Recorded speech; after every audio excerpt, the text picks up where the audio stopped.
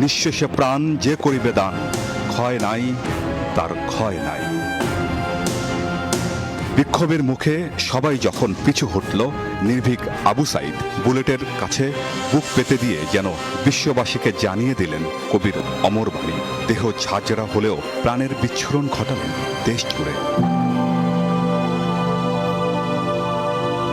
গণমাধ্যমের কল্যাণে এই ছবি ছড়িয়ে পড়লে জেগে ওঠে বিশ্ববিবেক। বিপ্লবের প্রতীক হয়ে ওঠেন একজন আবু সাইদ। মৃত্যুর এই ঘটনায় কোটা বিক্ষোভ রূপ নেয় বৈষম্য বিরোধী ও এক দফার আন্দোলনে। ঘটনা ধামাচাপা দিতে করা হয় বিতর্কিত এফআইআর এবং নাবালক আসামি। রক্তাক্ত জুলাই জন্ম দেয় ছাত্র জনতার অভ্যুত্থান।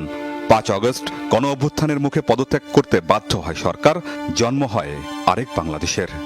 একের পর এক যখন গুলি চলছে আর যখন হাত সোজা করে দাঁড়িয়েছিল, তখন সে শুধু আর একটা সময়ের বীর হয়ে থাকবে না, সে ইতিহাসের একটা প্রতিবাদী চরিত্র হয়ে থাকবে। এই বৈষম্যের বিরুদ্ধে, অন্যায়ের বিরুদ্ধে তিনি আবু সাইদ কিন্তু আমাদের সমগ্র বাঙালিকে, বাংলাদেশকে জাগ্রত করেছে।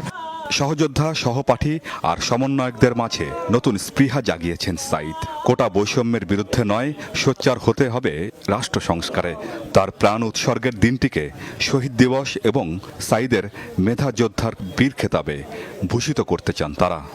মেধা যোদ্ধার লিস্ট থাকবে এবং আবু সাইদকে অবশ্যই সেখানে বীর খেতাব একটা যুক্ত করতে হবে। এই দাবিগুলো আমাদের অবশ্যই সরকারের কাছে থাকবে। আবু সাইদের শহীদের দিনটিকে এই ২৪-এর গণ অভ্যুত্থানের একটি দিবস হিসাবে যেন পালন করা হয়। যত ধরনের অন্যায় এখনো নেমে আসবে, ছাত্ররা কিন্তু বারবার এই আবু সাইদের মতো তারা কিন্তু প্রাণটা দিবে।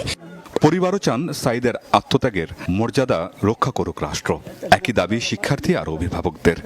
নতুন সরকারের কাছে আমাদের একটাই চাওয়া, আমাদের যেই দিন আবু সাইদ ভাইয়া মারা গেছে ওই দিন আমাদের শোক পালন দিবস করা হোক। যারা রাষ্ট্র পরিচালনা করবেন, তাদের এই আশাগুলো, স্বপ্নগুলো বাস্তবায়ন করতে হবে। আমার ছেলে প্রথম শহীদ হয়েছে,